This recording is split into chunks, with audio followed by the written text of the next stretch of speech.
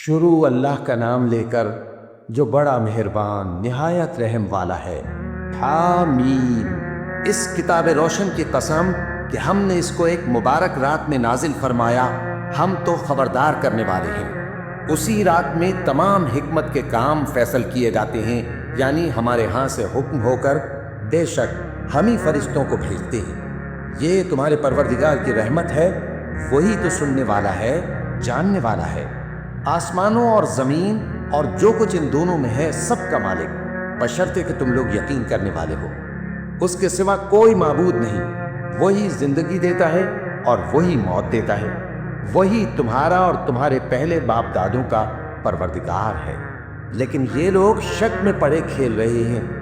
تو اس دن کا انتظار کرو کہ آسمان سے صاف دھواں نکلے گا جو لوگوں پر چھا جائے گا، یہ درد دینے والا عذاب ہے۔ اس وقت وہ کہیں گے کہ اے پروردگار، ہم سے اس عذاب کو دور کر، ہم ایمان لاتے ہیں۔ اس وقت ان کو نصیحت کہاں مفید ہوگی، جبکہ ان کے پاس پیغمبر آ چکے جو ہمارے احکام کھول کر بیان کر دیتے تھے۔ پھر انہوں نے ان سے منہ پھیر لیا اور کہنے لگے، یہ تو سکھایا پڑھایا وہ ہے، دیوانہ ہے۔ ہم تو تھوڑے دنوں عذاب ٹال دیتے ہیں، مگر تم پھر کفر کرنے لگتے ہو۔ جس دن ہم بڑی سخت گرفت کریں گے تو بے شک انتقام لے کر چھوڑیں گے۔ اور ان سے پہلے ہم نے قوم فرعون کی آزمائش کی اور ان کے پاس ایک عالی قدر پیغمبر آئے، جنہوں نے یہ کہا کہ اللہ کے بندوں یعنی بنی اسرائیل کو میرے حوالے کر دو، میں تمہارا امانت دار پیغمبر ہوں، اور اللہ کے سامنے سرکشی نہ کرو، میں تمہارے پاس کھلی دلیل لے کر آیا ہوں، اور اس بات سے کہ تم مجھے سنسار کرو، میں اپنے اور تمہارے پروردگار کی پناہ لے چکا ہوں، اور اگر مجھ پر ایمان نہیں لاتے تو مجھ سے الگ ہو جاؤ۔ تب موسیٰ نے اپنے پروردگار سے دعا کی کہ یہ نافرمان لوگ ہیں۔ اللہ نے فرمایا کہ اچھا، میرے بندوں کو راتوں رات لے کر چلے جاؤ، اور فرعونی ضرور تمہارا تعاقب کریں گے، اور سمندر سے کہ ٹھہرا ہوا ہوگا پار ہو جانا، تمہارے بعد وہ پورا لشکر ڈبو دیا جائے گا۔ وہ لوگ بہت سے باغ اور چشمے چھوڑ گئے، اور کھیتیاں اور نفیس مکان اور آرام کی چیزیں جن میں وہ عیش کیا کرتے تھے۔ اسی طرح ہوا، اور ہم نے دوسرے لوگوں کو ان چیزوں کا مالک بنا دیا۔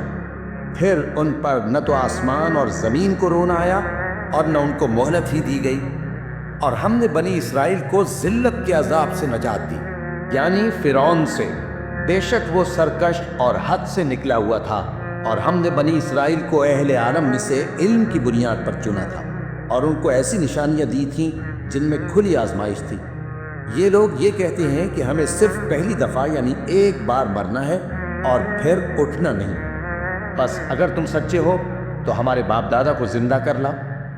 بھلا یہ اچھے ہیں یا تبا کی قوم اور وہ لوگ جو ان سے پہلے ہو چکے ہیں؟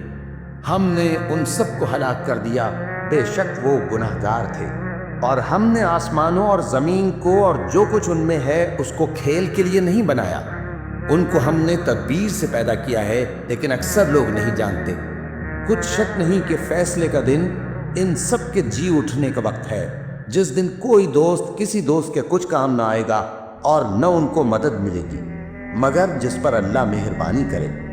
بے شک وہی غالب ہے، بڑا مہربان ہے۔ بلا شبہ تھوہر کا درخت گناہ گاروں کا کھانا ہوگا، جیسے پگھلا ہوا تانبا۔ وہ تھوہر پیٹوں میں اس طرح کھولے گا جس طرح گرم پانی کھولتا ہے۔ حکم دیا جائے گا کہ اس کو پکڑ لو اور کھینچتے ہوئے دوزخ کے بیچوں بیچ لے جاؤ، پھر اس کے سر پر کھولتا ہوا پانی اونڈیل دو کہ عذاب پر عذاب ہو۔ اب مزہ چکھ، تو بڑی عزت والا اور سردار تھا۔ یہ وہی دوزخ ہے جس پر تم لوگ شک کیا کرتے تھے۔ بے شک پرہیزگار لوگ چین کے مقام میں ہوں گے، یعنی باغوں اور چشموں میں باریک اور دبیز ریشم کا لباس پہن کر ایک دوسرے کے سامنے بیٹھے ہوں گے۔ وہاں اس طرح کا حال ہوگا، اور ہم بڑی بڑی آنکھوں والی حوروں کو ان کی بیویاں بنا دیں گے۔ وہاں امن و اطمینان سے ہر قسم کے میوے منگائیں گے اور کھائیں گے، اور پہلی دفعہ کے مرنے کے علاوہ موت کا مزہ پھر نہیں چکھیں گے، اور اللہ ان کو دوزخ کے عذاب سے بچا لے گا۔ یہ تمہارے پروردگار کا فضل ہے، یہی تو بڑی کامیابی ہے۔